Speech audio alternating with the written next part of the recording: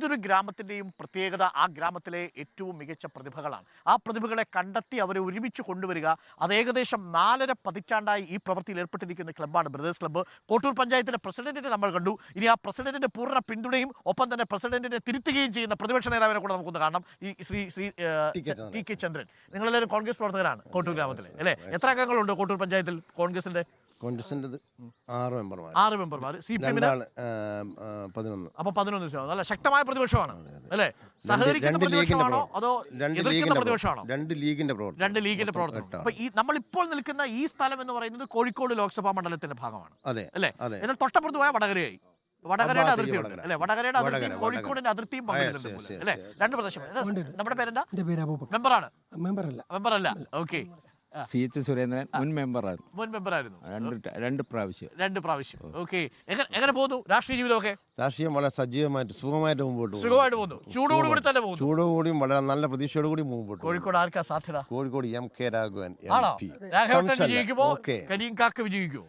കരീംക ഈ പ്രാവശ്യം വിജയിക്കില്ല. കരീംക ഇത്തവണ പോകും. ഇത്തവണ MK രാഘവനായിരിക്കും അല്ലെ? സാധ്യതയല്ല, ഉറപ്പാണ്. ഡൽഹിയിൽ ഇപ്പൊ അരവിന്ദ് കെജ്രിവാളൊക്കെ വരുമ്പോ നിങ്ങൾക്ക് ഒരു ഊർജ്ജം ഫീൽ ചെയ്യുന്നുണ്ടോ കോൺഗ്രസ് നേതാക്കൾക്ക്?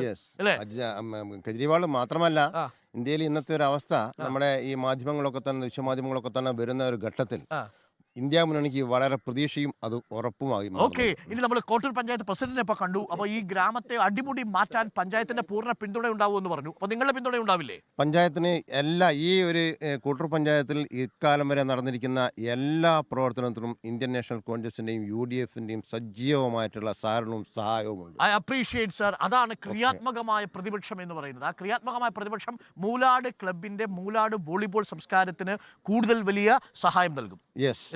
അപ്പോൾ ഈ നിയമനിർമ്മാണം സർക്കാർ കൊണ്ടുവന്നു കഴിഞ്ഞാൽ കോൺഗ്രസ് അതിനെ സ്വാഗതം ചെയ്യും. ഒപ്പം തന്നെ അത് പഞ്ചായത്തിന് ലീസിന് കിട്ടിയാൽ അതിനെ സ്വാഗതം ചെയ്യും. പൂർണ്ണമായിട്ടും. മറ്റൊരു കാര്യം എന്ന് പറഞ്ഞാൽ ഈ ഇപ്പം 45 വർഷക്കാലത്തോളം നിൽക്കുന്ന ഒരു മൂലാട് പ്രദേശത്തുള്ള യുവാക്കൾ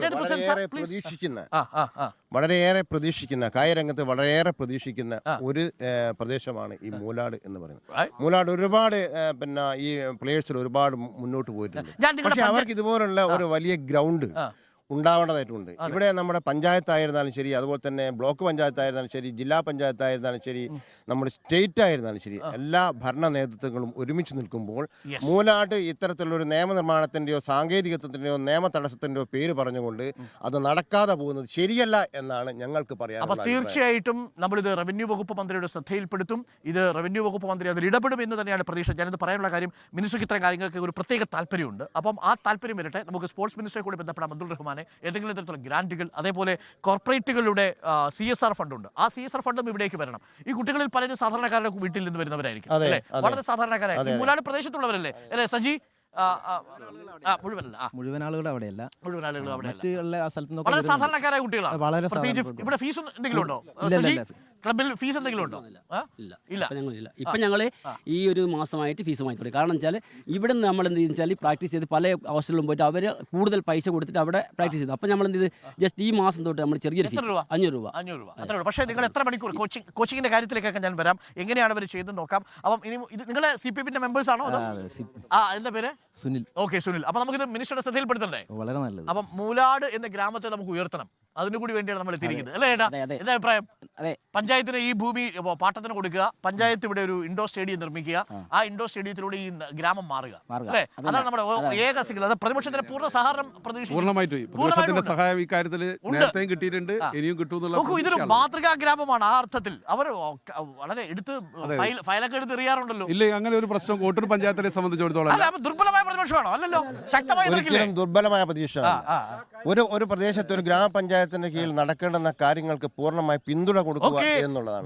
അല്ലാണ്ട് ഫയലെടുത്തെറിഞ്ഞിട്ടും അവിടെ നശിപ്പിച്ചുകൊണ്ടുള്ള ഒരു പ്രതിപക്ഷത്തിന്റെ അതാണ്. അപ്പൊ നോക്കൂ, ക്രിയാത്മകമായ ഒരു പ്രതിപക്ഷത്തിന്റെ സ്വഭാവമാണ് മൂലാട് ഉള്ളത്. മൂലാട് ഒരു ക്രിയാത്മകമായ ഭരണപക്ഷവുമുണ്ട്, ക്രിയാത്മകമായ പ്രതിപക്ഷവുമുണ്ട്.